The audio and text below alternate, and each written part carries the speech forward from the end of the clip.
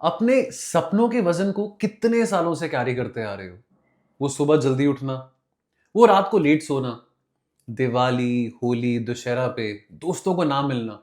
ठीक, कुछ ऐसा ही आप कर रहे होंगे। मुझे पता है कि आपको चिंता हो रही है। मुझे पता है कि आपको थोड़ी-सी एंग्ज़ायटी भी हो रही है, शायद कहीं वो ज़्यादा हो रही होगी। लेकिन एक बात को समझो, यूपीएससी मेंस सिर्फ एक एग्जामिनेशन नहीं है। ये एक बैटल ग्राउंड है जहां पे आपके करेज और परसिस्टेंस दोनों को भी टेस्ट किया जाएगा। मेंस का paper is not only about knowledge, it is also about the clarity of your thought which you will express in your answers. Also you will have to keep in mind that आपको balance बनाकर रखना है अपने heart and अपने mind का। एक और बात, 3 घंटे 20 पेजेस लिखेंगे, कितने सारे क्वेश्चंस लिखेंगे, देन बाद में दोपहर को फिर से 3 घंटे का पेपर देंगे, विच मीन्स आपकी इंड्योरेंस और परसिस्टेंस दोनों यहां पे इवैल्यूएट की जाएगी। और सोचो कितने सालों की मेहनत है, कितने सालों का हार्डवर्क है, एंड देयरफॉर एंक्शियस होना तो यहां पे लाजमी है। डॉक्टर वेंकट स्वामी के बारे में सुना आपने?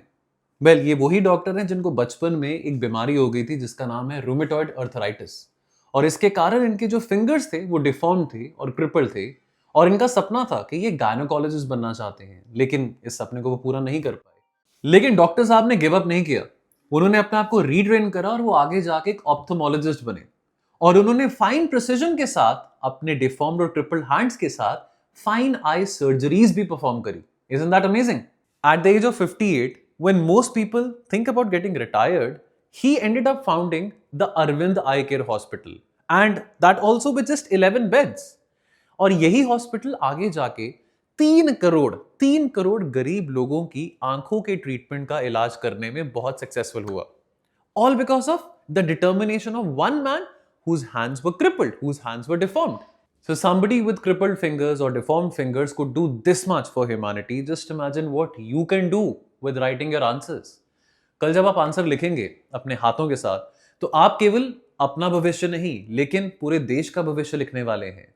एंड देयरफॉर अपने इस एंडेवर में आप सभी को स्लीपी क्लासेस की तरफ से बहुत बहुत हार्दिक शुभकामनाएं and all the very very best. Remember, the paper is with in you, is not outside you, it is with in you. आपने प्रिपरेशन करी है और आपको पता है कि आपने कितनी जेन्युइनली मेहनत करी है, एंड देयरफॉर अब आपका कर्तव्य है कि आप उसको अपने अंतिम अंजाम तक लेके जाएं। All the very best. जय हिंद।